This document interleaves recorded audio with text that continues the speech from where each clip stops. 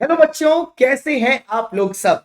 Welcome welcome welcome welcome welcome फिर से आपके अपने चैनल पर, यस टैक्स की दुनिया के चैनल पर आपका स्वागत है, जहां पर हम लोग ने 8000 सब्सक्राइबर क्रॉस कर दिए हैं लेस देन अ मंथ में। यस, पिछले मंथ हम लोग 7000 पर थे, इस बार हम लोग 8000 पे पहुंच गए। हम लोग ने 1000 नए लोगों को अपनी फैमिली में ऐड किया है with in a period of 1 month. This is a big achievement for us. Thank you all of you इतना प्यार देने के लिए। इसीलिए मैं आपके लिए कंटेंट बाय कंटेंट सारी चीजें लाता हूं। और ये तो भैया एग्जाम का बिजी मंथ है, तो आपके लिए लेके आया हूं मैं ABC analysis for business law of CA foundation exam.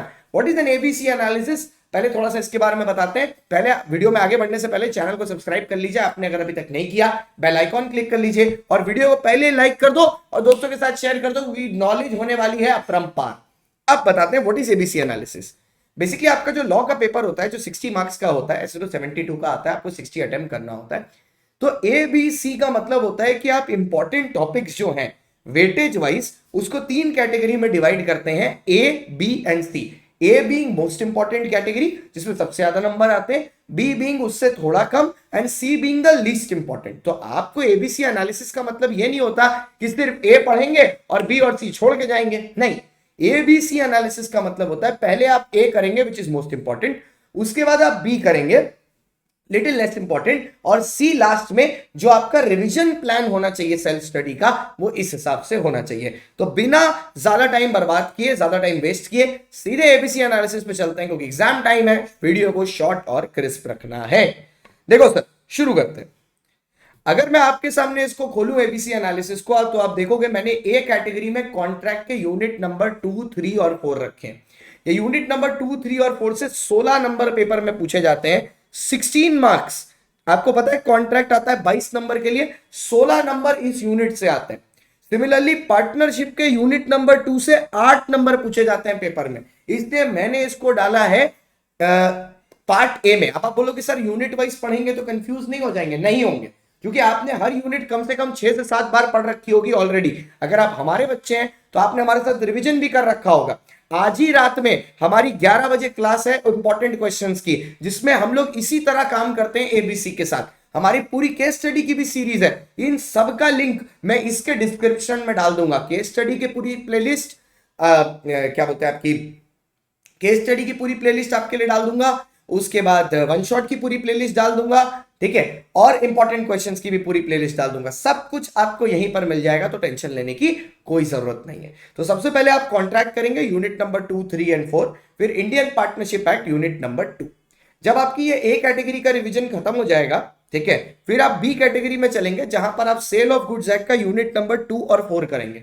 Cell of goods act के यूनिट नंबर 2 और 4 से 8 नंबर आ जाते हैं पेपर में, ठीक है।